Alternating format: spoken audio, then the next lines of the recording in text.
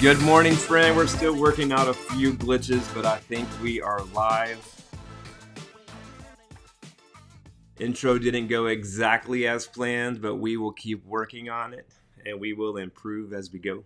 It is Monday, February 6, 2023. I'd like to shout out Bonnie. Happy birthday, Bonnie. I hope you have a great day today, and I hope you and Bobby have a great trip coming up soon to celebrate. Worked on this intro last night, worked on my stream deck last night, and was even doing some live stream tests less than 2 minutes before I went live here this morning. Added an end card, added a new thumbnail, so we'll continue to improve as we go. Today is day number 37 of the year. We have 23 days left in February and 329 days left in this year. Let's live with intention. Let's make today count. All right. What do we got? Hope you had a great weekend. It is week number 2, day number 1 of the live stream number 7 overall. I'm planning to go live every day this year, Monday through Friday, to lay the foundation for finding life. And to me, the foundation of life and foundation of finding life is the Word. I added a little rear bumper this morning. That's what I was working on this morning right before coming on here. Hopefully that will work well.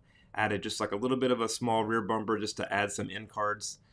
One of the videos I came across not too long ago was Jordan Peterson being interviewed by Joe Rogan, and Jordan Peterson telling Joe Rogan about the Bible and how it's the first book. It was the first book ever published. All books essentially come from the original book, like they expand from there, and how like the Bible is not just a book. He says it's a library of books. In fact, it's 66 books that was written over thousands of years that has hyperlinked text throughout. So you have this book, a collection of 66 books that was written over thousands of years. I forget how many authors. Let me see if I have it. I don't have it in that one. I forget how many authors. I have to look that up. And then, like he says, it's the most hyperlinked text. Like every chapter of 66 books written over thousands of years is hyperlinked throughout from beginning to end. It's incredible. And so I added the little end card today. I'm going to try to put a link to that video. It's short. If you want to see that, Jordan Peterson talking to Joe Rogan about the Bible and saying that it's truer than true. And so anyway, we're laying the foundation. I welcome you to join me. Planning to go live here every Monday through Friday for anybody who wants to jump on and connect with me. And having a great time. I'm having a great time. You know, this is a dream of mine to do YouTube, and something I've been wanting to do for a long time. And I can tell you, even after the first week, it's brought me so much life. For real, congruence. I've mentioned congruence a few times, but when we are living in congruence with what we are supposed to be doing, that brings us our greatest joy. And it overflows into all other areas of life. Like for me, I've been happier. I've been better with my eating. I didn't exercise this past week because I had so much going on, but I did exercise yesterday, and I'm planning to get exercise back into the mix this week. I did lose weight. I lost I'm going to start having Sundays as my weekly check-in. I do weigh in every morning though, but I'm going to have Sundays as my weekly checkpoint. So from previous Sunday to yesterday, I did lose a little over 4 pounds. So I'm trying to get my weight back down to at least 180 or less. This morning I was at 203. So, yeah. So the point of that was, when we're doing what we're supposed to be doing, that brings us our greatest joy, and it overflows into other areas of our lives. It overflows into relationships, productivity, our joy. So what is it that you're supposed to be doing? Like I'm laying the foundation here with this, but I feel like this is the foundation and everything else is built on top of it. We are supposed to take ownership. We are supposed to take control. We are supposed to live our lives well. How can I help you do that? How, Let me know any way that I can help you live your life well. Like, this is what I'm supposed to be doing. What are you supposed to be doing? How can I help you do what you're supposed to do? So think about that. Let me know. I do want this to be a community and a dialogue, not just a monologue. So I welcome you to join me Monday through Friday, and as we lay the foundation for finding life. All right, today's word is in Matthew. We read New Testament, Psalms, and Proverbs each morning, Monday through Friday. This is Matthew. Immediately after the anguish of those days. So here is talking about, I didn't read yesterday, but talking about the end times here in Matthew. Immediately after the anguish of those days, the sun will be darkened, the moon will give no light, the stars will fall from the sky, and the powers in the heavens will be shaken.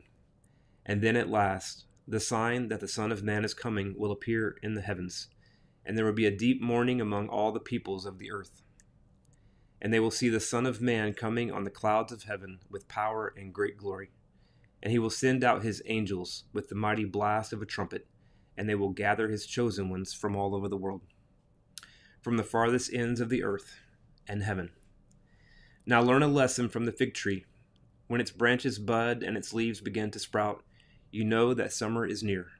In the same way, when you see all these things, you can know his return is very near, right at the door. I tell you the truth, this generation will not pass from the scene until all these things take place.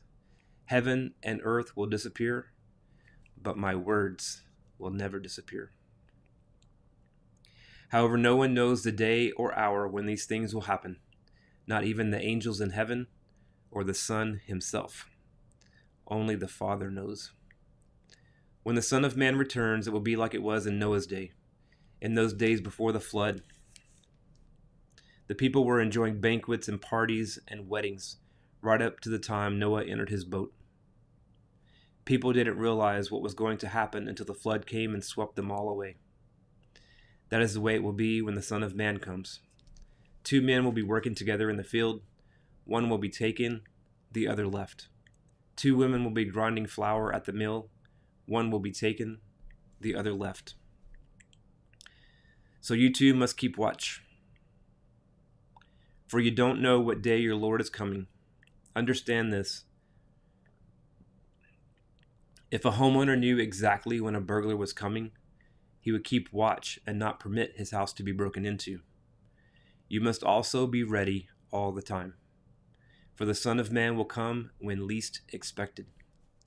A faithful, sensible servant is one to whom the master can give the responsibility of managing his other household servants and feeding them. If the master returns and finds that the servant has done a good job, there will be a reward. I tell you the truth, the master will put that servant into charge of all he owns. But what if the servant is evil and thinks, my master won't be back for a while? And he begins beating the other servants, partying, and getting drunk. The master will return unannounced and unexpected, and he will cut the servant to pieces and assign him a place with hypocrites. In that place, there will be weeping and gnashing of teeth.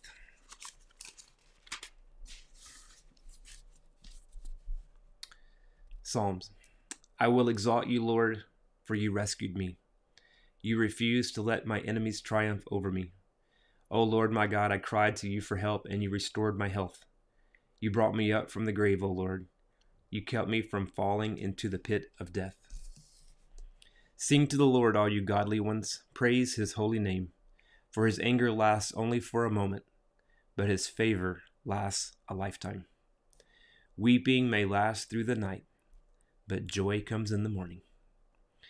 When I was prosperous, I said, nothing can stop me now. Your favor, O Lord, has made me as secure as a mountain. Then you turned away from me, and I was shattered. I cried out to you, O Lord. I begged the Lord for mercy, saying, what will you gain if I die? If I sink into the grave, can my dust praise you? Can it tell of your faithfulness? Hear me, Lord, and have mercy on me. Help me, O Lord. You have turned my mourning into joyful dancing. You have taken away my clothes of mourning and clothed me with joy, that I might sing praises to you and not be silent. O Lord my God, I will give you thanks forever. Proverbs. So listen to me, my sons, and pay attention to my words. Don't let your hearts stray towards her. Don't wander down her wayward path, for she has been the ruin of many. Many men have been her victims. Her house is the road to the grave. Her bedroom is the den of death. All right, today's word. I heard a good quote yesterday at Echo Church. Our pastor, Jason Polk. By the way, if you're ever in Orange County or anywhere in the Southern California area, please come visit us at Echo Church. We moved here July 2019 to help start Echo Church. Right now we're based in Anaheim, and we would love to have you join us sometime in person. I run the sound there, and so get to play DJ. But we'd love to have you. If you're ever in the area, look us up. We meet Sundays at 9:30 in Anaheim. Echo Church OC is the Instagram handle. But Jason shared this quote yesterday, and I thought it was good. It says, it's from the Usual Suspects movie, which I have not seen. It says, the greatest trick the devil ever pulled was convincing the world he didn't exist. John 10:10 says, the thief comes to kill, steal, and destroy, but I come that you may have life, and life to the full. And that is Jesus speaking. So, life to the full. So we're all about here is finding life. One of my other favorites is, small is the gate and narrow the road that leads to life, and only a few find it. I think it's easy to overlook the importance of the word. And I think, like that quote says from the Usual Suspects movie, the greatest trick the devil ever pulled was convincing the world that he didn't exist. Everything in the world has an opposite. There's hot, there's cold, there's bright, there's dark, there's long, there's short, there's off, there's on. If there's good in the world, there's evil in the world. It's not, that's just common sense, right? You can look around. You can look around and see obviously and plainly that evil is in the world. But one thing is, it's easy to be deceived that this isn't important. But it's the foundation of life. I'm here to tell you, it's the foundation of life. It's super important. It's the most important. And that's why I'm sharing it here, because I'm laying the foundation. The foundation is the rock. Building on the foundation. What else was I going to say about that? I guess that's it for now. Anyway, join me. I'll be here, Lord willing, Monday through Friday, 6 a.m. Pacific, 8 a.m. Central. I welcome you to join me live any morning and find life with me.